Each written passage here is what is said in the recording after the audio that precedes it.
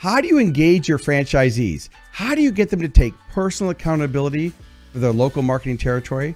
How do you build a strong franchise relationship? So when I thought about this episode today, I thought, who could I bring in for this that could help us? And none other than Katrina Mitchell, the CEO, founder, and chief matchmaker who's booked me for speaking engagements from Franchise Speakers. Welcome to FORDIFY Live, Katrina. We are live right now on Facebook, LinkedIn, Twitter, Instagram, Snapchat, TikTok, everywhere you can think of. We're live. Welcome to the show today. Crazy. Thank you. Thank you so much for having me, Ford.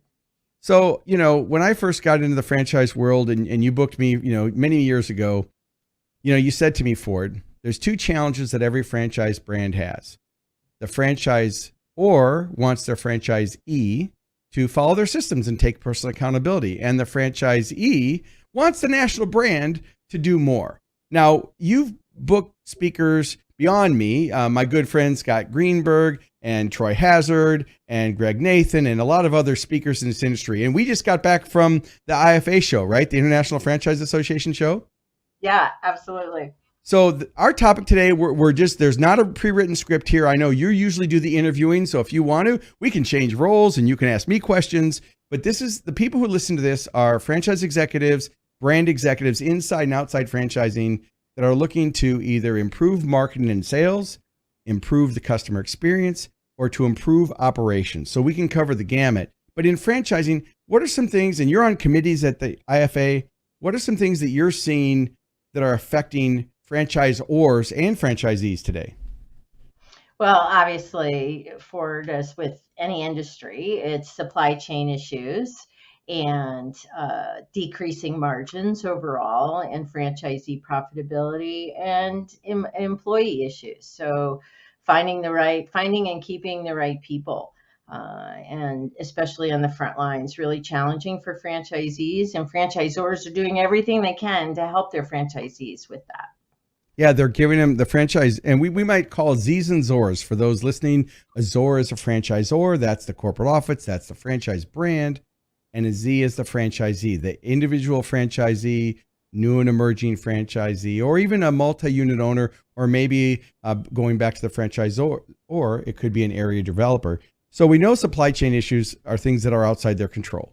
We know that there's, price margins and competition, but we know that it's always about the training. And as someone who helps brands find experts, what's important for a franchise brand to consider when bringing in a keynote speaker? Let's say me or Scott or someone else. What should they be asking, or what should they do to ensure that they actually get a quality speaker?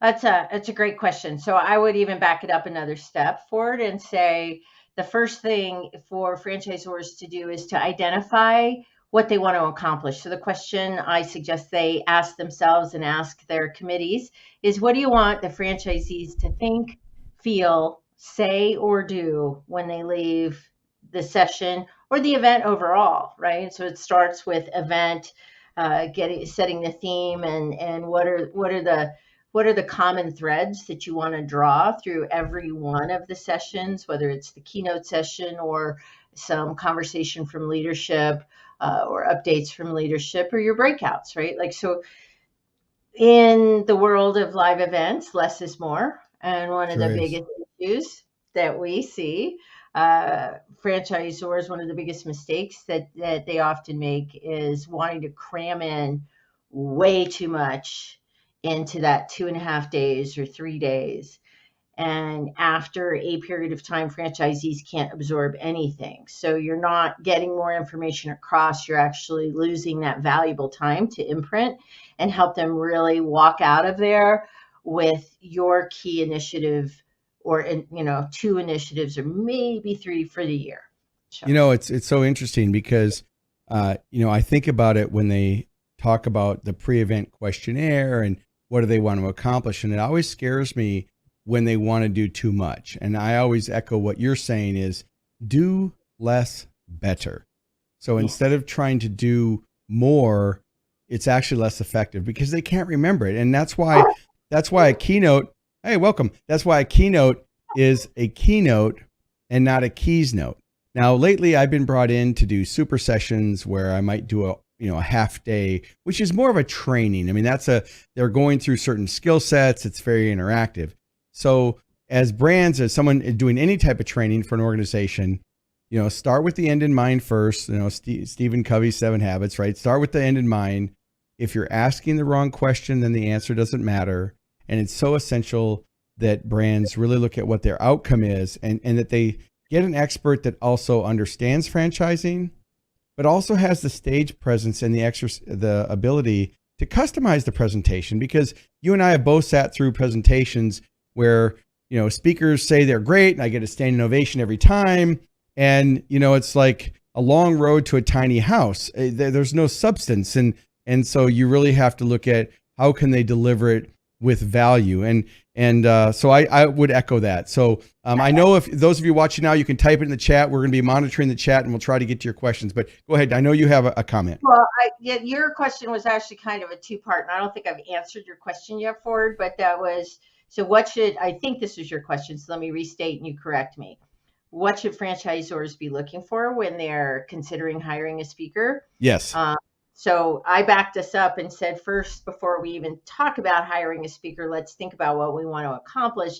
And then let's find the speaker that's going to support and reinforce that messaging, that, those goals, right? And so then when we're looking at speakers, so now let's drill down. One of the things that we commit to our franchisor clients is that we are going to, the speakers that we send you will, number one, understand franchising and the franchise relationship. And I think that's probably the most important, because anyone who gets in front of a group of franchisees and speaks to them as if they're employees has lost that audience in the first minute.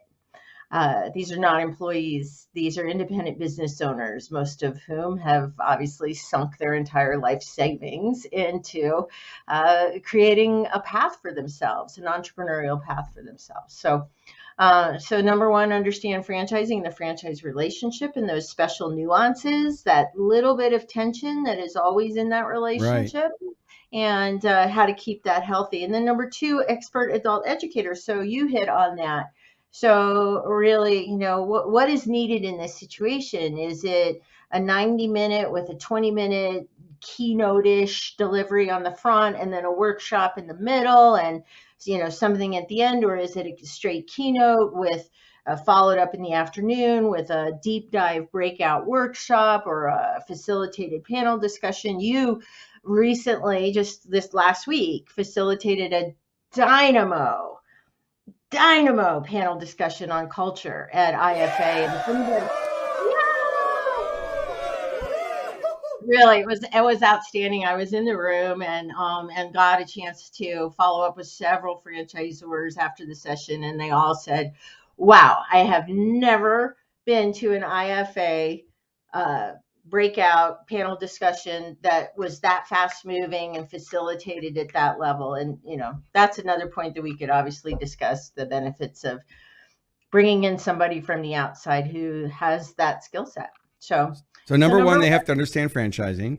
Right. Number 2, they have to be expert at delivering the training and understanding the industry, but not only that, but how to deliver it to keep everybody engaged. What else? Yeah, I would say, normally I would say number 2 is expert adult educators. So yep. Really, those are the skills of how do grownups think and learn, and understanding that these are dynamic business owners that are right. on the move, making decisions all day long. You can't just plunk them in a chair and talk at them. Right. You need to engage them. They need to be involved. They need to have their brains working. They need to be challenged and have just the right amount of a provocative conversation, right? To really kind of get them to come up to their edge. And then the third one is the content, right? Like, so, and then I guess I would also add budget, because franchisors of all different levels of growth have different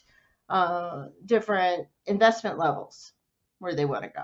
Yeah. So when it comes to number 3 on the content side, I believe that it's relevant, it's timely, topical, and relevant, delivered in a way that's engaging to help the participant, audience member, whatever level they're at, whether they're new and emerging, a top producer or a multi-unit owner that, that hires people to do it, that they leave with key actionable takeaways.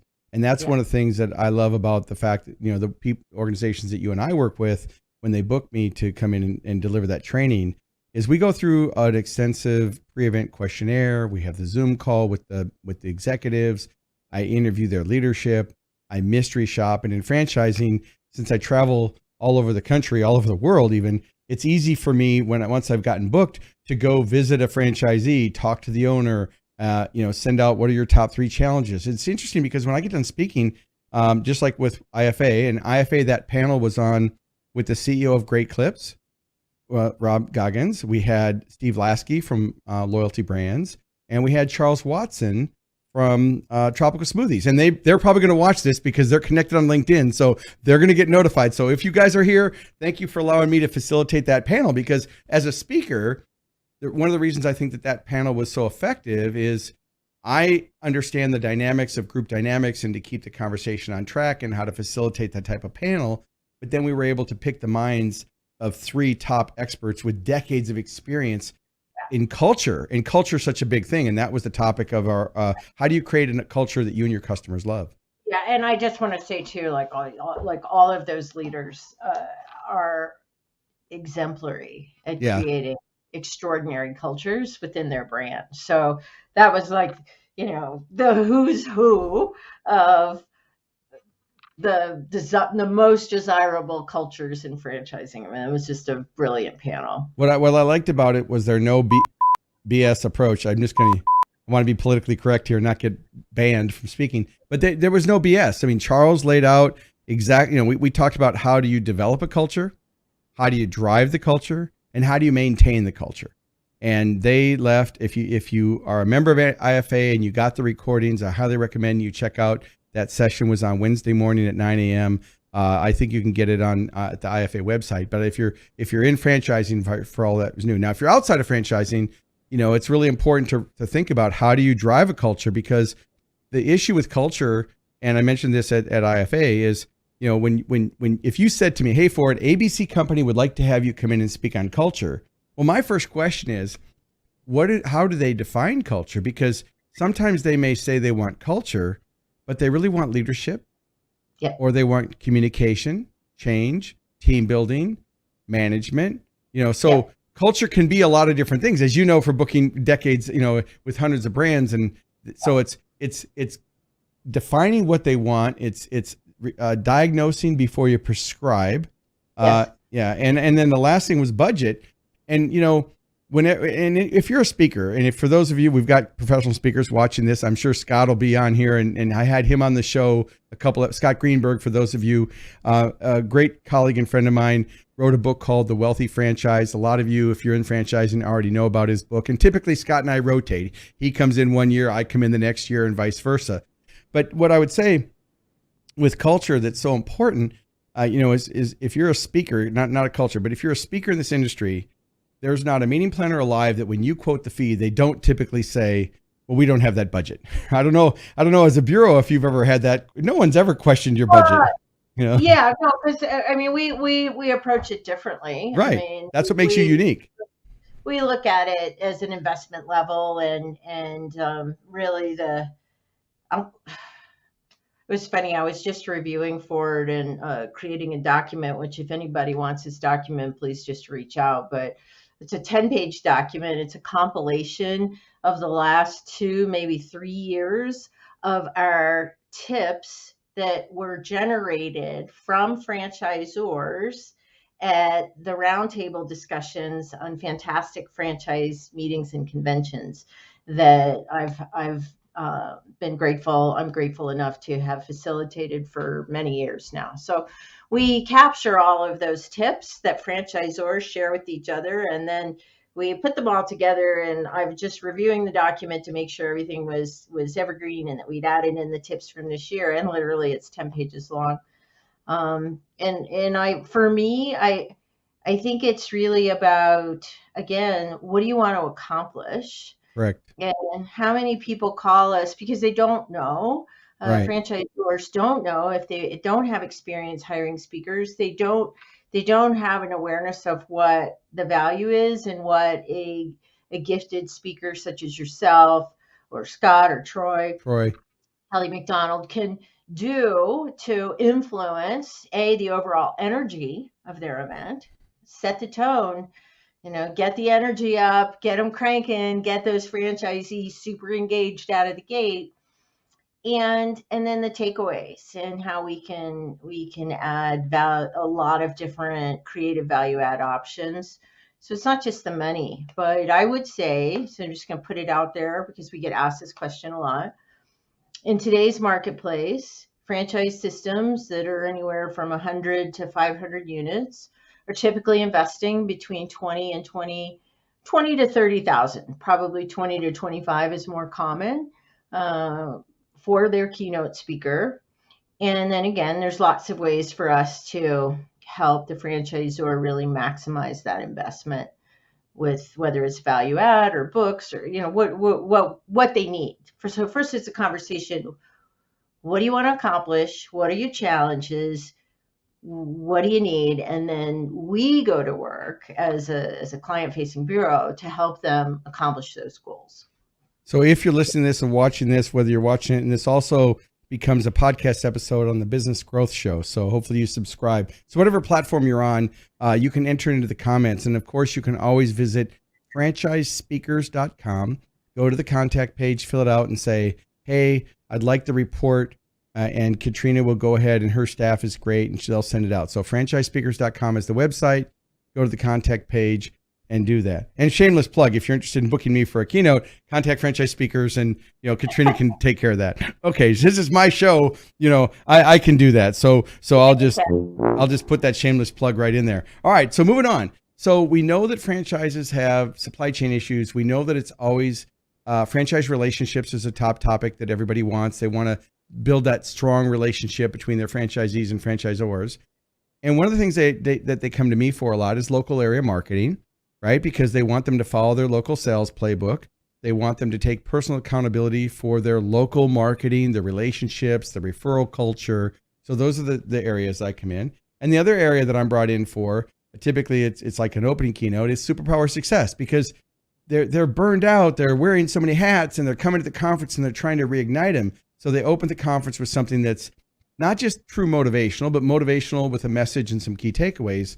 And then the local marketing seems to be, or franchise relations. Those are like the three biggest sandboxes that we play in. And right now it's, there's such a need for the in-person events. I know when COVID hit, you and I, we were giving away lots of free training, right? Yeah. We called the brands up and said, whatever you need, we'll do it. And you and I must have done a couple dozen of those free events, those virtual events. And then I remember some of my buddies were saying, oh, virtual brands save so much money. They're never going to go back to live events.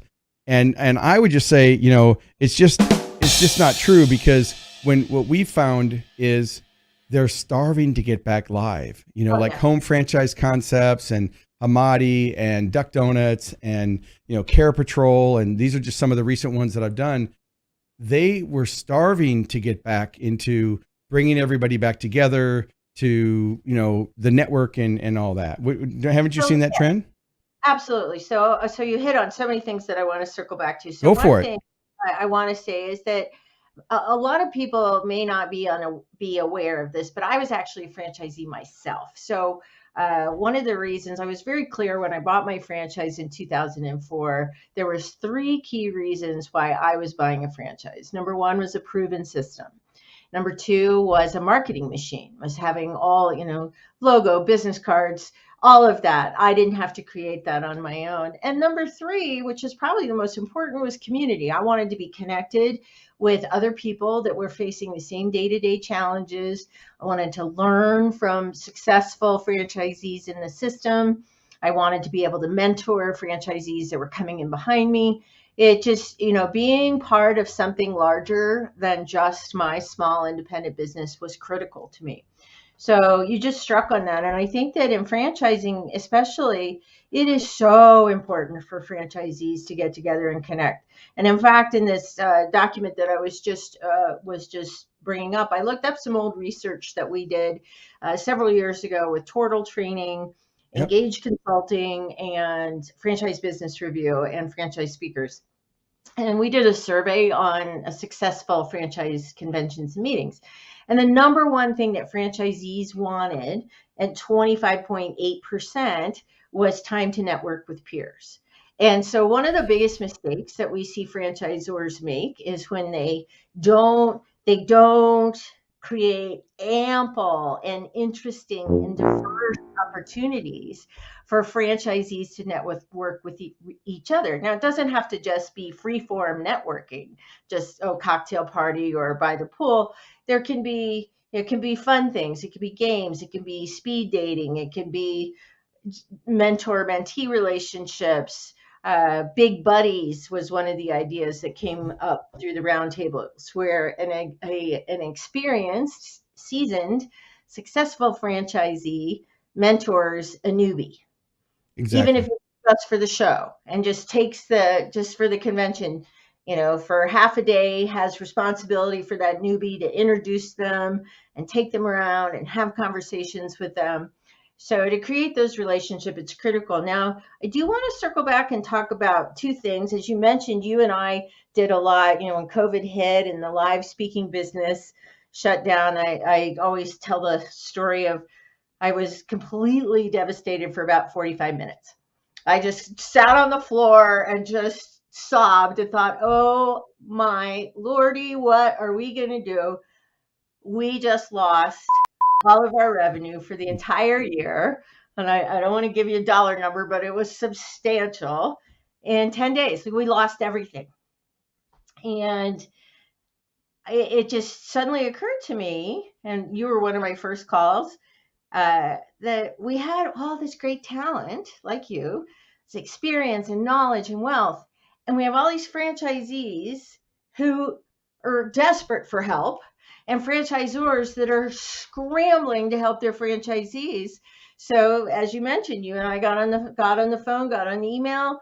All right, we've got these 5 speakers and they're willing to do anything you need for free. And we just kept doing it and kept doing it and kept doing it. And really, I feel so good about our decision for it, because I feel that we had the opportunity to really step forward and make a difference at a time when people really needed the help. And whether the content that we provided, actually was executed on or not, it didn't matter. It was more the feeling that we're in this together and we're here to help each other. And that was actually our whole initiative, right? I don't know if you remember, Yes. we called it. Oh, I remember. And I remember telling them, a lot of them, when we first reached out, they said, well, we're a non-essential business and the government's basically shutting us down, or we're a quick serve restaurant, fast casual, first service dining. We had to cut our seating back 90%. I mean, so it was like, it doesn't matter. We want community. And it's the same thing with a conference. The 2 reasons people come to a conference are education and community, right? Yep. And so they need to come and walk away with something tactical and strategic that they can go back and do. But they also want that networking that you just can't get if you're not personal. If you're not in there, because anybody can buy a book off the shelf. I mean, look around me. I've got books and you can learn things, but people still want to get that personal attention. So the 3 things you said are: 1, you bought it because you wanted a system; 2, you wanted a market machine; and 3, you wanted community. And that's one of the things that, again, echoing the 4th point, which was if you're not engaging them and building that relationship. So a lot of the brands really thanked us, because at first they were like, no, we don't want to do this. And we're like, they had such a great participation, because in 30 to 45 minutes, when virtual is done correctly, people were like, we've got Zoom fatigue. And what I would tell people is, there's really no such thing as Zoom fatigue. There's bad presentations. So I mean, yes, there's Zoom fatigue, but you're watching this not live on a lot of different platforms. We'll be wrapping up here in just a minute, but it's really about, if you're delivering great content, it's never too long, only too boring. You know what I mean? When people say, well, how long should the presentation be? Well, 10 minutes of a boring presentation is too long. 45 minutes of something that's engaging, they don't want it to stop. So, that's just what my thoughts are there. Okay, great. I totally agree. And I quote you a lot. And I use that exact when clients ask me about virtual. I'm like, yeah, you can do as much virtual as you like, but you better make sure that it's engaging. And here, call Ford. He can Yeah, show you yeah, how, call me. right? It's great. Well, so what closing thoughts would you leave the listeners today, the executives, about the future of the business and the value of bringing a speaker, whatever you want to say? I mean, usually you're interviewing everybody, or you can ask me a final question. I'll leave it to you. You can either ask me a question and we'll close on that, or you can leave some closing thoughts, whatever you'd like. Okay, great. Good. Well, I want to close on this. Oh, look So at you. Okay, fantastic. I want to close on this, and I wanted to show that. I don't know if you can show. So, dog-eared, flagged, marked, highlighted throughout. Ford, this is your new book, Accelerate, the ultimate guide for franchisees to maximize local marketing and boost sales. So this book is chock full of actionable, how-to, tactical checklists. 12 of this, 8 of that. Here's the link. Watch this tutorial on how to create effective YouTube videos. Watch this on how to do Instagram. Do this, do that, do this. This is really, I would consider this the Bible for franchisee local area marketing. And we are in the process now of sending a copy of this out to every single one of our clients. Because I think that when it gets in the hands of every franchisor, that they're gonna want it in the hands of every one of their franchisees. And Well, thank you for that glowing endorsement. And by the way, everybody, we did not set this up. Like, just to be clear, I didn't say, okay, when we get to the end of the episode, pitch my book. But Katrina was asking me for that book for years because she's like, look, we need a book, we need something. And so when I put the book together, just for those watching now, there's a section on mindset. There's a section on operations and and that's in alignment with your brand. So it's not reinventing the wheel here. I wrote the book to be a companion guide to the franchise training, so the local franchisee can take responsibility for their own success. So it has mindset, it has operations, it has local area marketing, grassroots things. It has the importance of working with your preferred vendors and why that's important, because a lot of franchisors have preferred vendors, but they're franchisees because, there's that line between, if it looks like a duck, it walks like a duck, it's a duck. And a franchisor can't tell a franchisee exactly what to do because it's an independent business. And so I wrote the book in a way that they could companion it. So it's mindset, it's operations, it's local marketing and networking.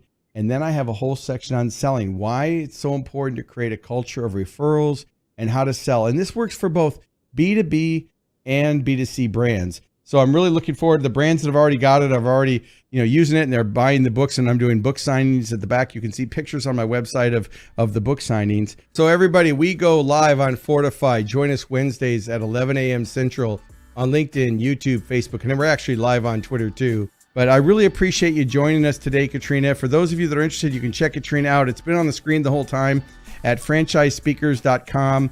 Obviously, she's an icon in the industry. And of course, you can check me out at FORDIFY.tv or ProfitRichResults.com. Katrina, thank you so much for being here today on the show. It's my pleasure, Ford. Thank you so much for having me. All right. Thank you.